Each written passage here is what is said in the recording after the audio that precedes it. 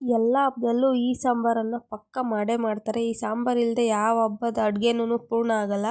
ಇದೇ ನಮ್ಮ ಒಬ್ಬಟ್ಟು ಸಾಂಬಾರು. ಅದನ್ನು ಹೇಗೆ ಮಾಡೋಣ ಅಂತ ನೋಡೋಣ ಬನ್ನಿ. ಮೊದಲಿಗೆ ಒಂದು ಪಾತ್ರೆಯಲ್ಲಿ ನೀರಿಟ್ಕೊಂಡು ನೀರು ಕಾದ್ಮೇಲೆ ಅದಕ್ಕೆ ಒಂದು 100 ಗ್ರಾಮ್ ಅಷ್ಟು ಬೇಳೆ ಹಾಕ್ಕೊಂಡು ಅದನ್ನು ಚೆನ್ನಾಗಿ ಬೇಯಿಸ್ಕೊಳ್ಬೇಕು.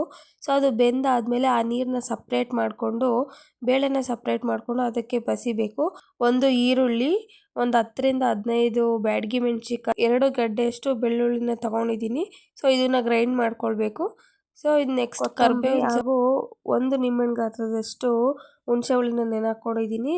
ಮತ್ತು ಸ್ವಲ್ಪ ಜೀರಿಗೆ, ಇದನ್ನೆಲ್ಲ ಚೆನ್ನಾಗಿ ಸ್ವಲ್ಪ ಹಸಿ ವಾಸನೆ ಹೋಗೋವರೆಗೂ ಸ್ವಲ್ಪ ಹುರ್ಕೊಳ್ಬೇಕು. ಹುರ್ಕೊಂಡಾಗ ಆ ಟೇಸ್ಟ್ ಅನ್ನೋದು ಬಿಡುತ್ತೆ. ತುಂಬ ಚೆನ್ನಾಗಿರುತ್ತೆ. ಇದನ್ನೆಲ್ಲ ನೀಟಾಗಿ ಚೆನ್ನಾಗಿ ಫ್ರೈ ಮಾಡಿಕೊಂಡು ಇದನ್ನು ಮಿಕ್ಸಿಗೆ ಮಾಡ್ಕೊಳ್ಬೇಕು. ಅದಕ್ಕೋಸ್ಕರ ಈಗ ಸ್ವಲ್ಪ ತೆಂಗಿನಕಾಯಿ ಕೂಡ ಆ್ಯಡ್ ಮಾಡ್ತಾಯಿದ್ದೀನಿ. ಈ ತೆಂಗಿನಕಾಯಿ ತುರಿ ಹಾಕಿದಷ್ಟು ಇನ್ನು ಟೇಸ್ಟು ಕೂಡ ಚೆನ್ನಾಗಿರುತ್ತೆ. ಇದನ್ನೆಲ್ಲ ನೀಟಾಗಿ ಮಿಕ್ಸ್ ಮಾಡ್ಕೊಳ್ಬೇಕು, ಚೆನ್ನಾಗಿ ಹುರಿಬೇಕು. ಆವಾಗಲೇ ಅದ್ರ ಟೇಸ್ಟ್ ಅನ್ನೋದು ಬರೋದು, ಅದ್ರ ಘಮ ಅಷ್ಟು ಚೆನ್ನಾಗಿರುತ್ತೆ. ಕೊತ್ತಂಬರಿ ಸೊಪ್ಪು, ಕರಿಬೇವು ಸೊಪ್ಪು, ಕಾಯಿ ಎಣ್ಣೆ ಹುರ್ಕೊಂಡು ಕುದಿಸಿ ರುಬ್ಬಬೇಕು. ಇದು ನೋಡಿ, ಇದೆಲ್ಲ ಏನೇನು ಬೇಕು ಅಂತ ಕೇಳಿಸ್ಕೊಂಡ್ರಲ್ಲ. ಈಗ ಇದನ್ನು ಮಿಕ್ಸಿ ಮಾಡ್ಕೊತಾ ಇದ್ದೀನಿ. ಇದನ್ನೆಲ್ಲ ನೀಟಾಗಿ ತರಿಯಾಗಿ ರುಬ್ಕೊಳ್ಬೇಕು. ಈ ಟೈಮಲ್ಲಿ ಆ ಬೇಳೆ ಬೆಂದಿತ್ತಲ್ಲ ಅದು ಸ್ವಲ್ಪ ಕೂಡ ಆ್ಯಡ್ ಮಾಡ್ಕೋಬೇಕು. ಆ್ಯಂಡ್ ಹುಣಸೆ ಹುಳಿ ಕೂಡ ಆ್ಯಡ್ ಮಾಡ್ಕೊತಾ ಇದ್ದೀನಿ. ಇದನ್ನೆಲ್ಲ ತರಿಯಾಗಿ ಗ್ರೈಂಡ್ ಮಾಡ್ಕೊಳ್ಬೇಕು. ಅದು ಕೂಡ 1 ಸ್ಪೂನಷ್ಟು ಹಾಕ್ಕೊಂಡು ನೀಟಾಗಿ ಮಿಕ್ಸಿ ಮಾಡ್ಕೊಳ್ಬೇಕು.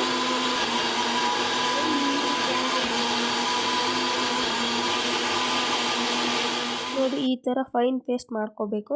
ಇದನ್ನು ಎಷ್ಟು ಚೆನ್ನಾಗಿ ಕಾಣಿಸ್ತಿದೆ, ಎಷ್ಟು ಘಮ ಬರ್ತಿದೆ ಅಂದರೆ ಸಾಂಬಾರೇ ಈಗಲೇ ತಿನ್ನಬೇಕು ಅನ್ನೋಷ್ಟು ಬರ್ತಿದೆ.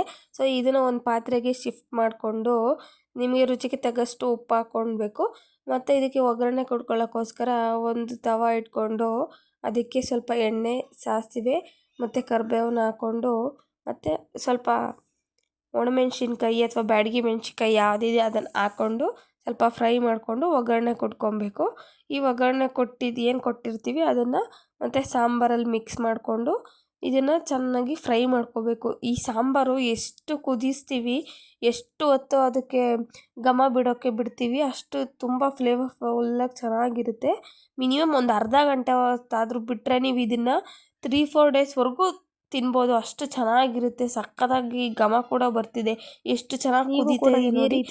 ಈಗ ನಾವು ಏನು ಆ ಬೇಳೆನ ರುಬ್ಕೊಂಡಿದ್ವಿ ಅದು ಕೂಡ ಆ್ಯಡ್ ಮಾಡಿದ್ರೆ ಸ್ವಲ್ಪ ಸ್ವೀಟ್ನೆಸ್ ಕೂಡ ಬರುತ್ತೆ. My YouTube channel.